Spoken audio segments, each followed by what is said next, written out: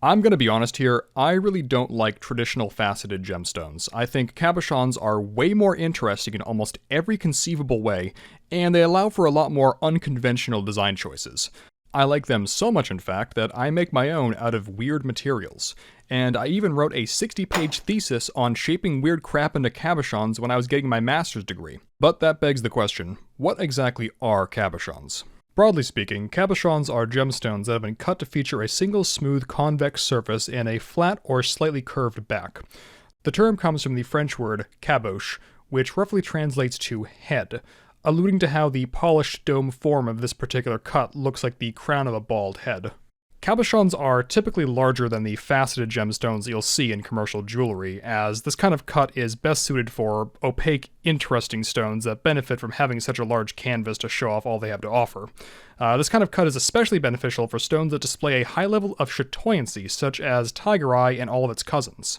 For these stones, the polished dome surface catches and refracts light in a way that makes them look like flowing silk when you shift them back and forth.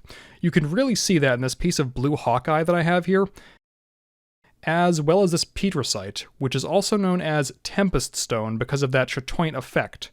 It kind of gives it the appearance of clouds before a gathering storm.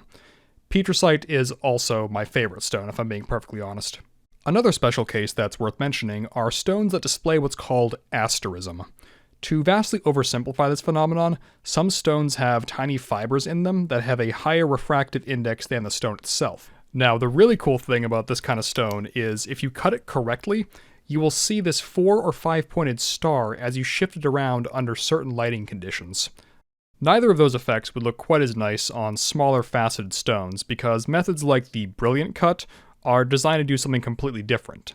That cut is designed to exploit the optical properties of transparent stones such as diamonds and make their brilliance, dispersion, and color look more intense. Take this moissanite, for example.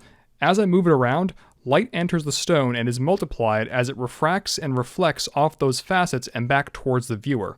The result is a flashy, dazzling display of light and color. One last thing worth mentioning about cabochons is what doesn't distinguish them. Now, some of you may have noticed that I've avoided saying the word shape during this entire video, and that's because that word has a specific meaning when talking about gemstones, and I promise that this is not some kind of, actually flex like we're on Reddit or something. There's a point to this. The shape of a stone refers to the outline of it when viewed from a top-down perspective. So while cabochons have to be cut a certain way, they can be any shape. All of these pieces of turritella agate that are in my hand are still considered cabochons, even though they're oddly shaped and some of them have sharp corners. Though, honestly, cabochon is kind of an umbrella term for most jewelers. If you try to get too pedantic, you're going to have to start thinking about edge cases like this piece of azurite right here, and who has time for that?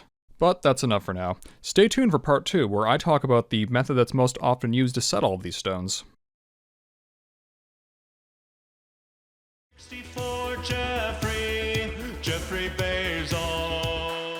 Okay, you can swipe. I'm done now.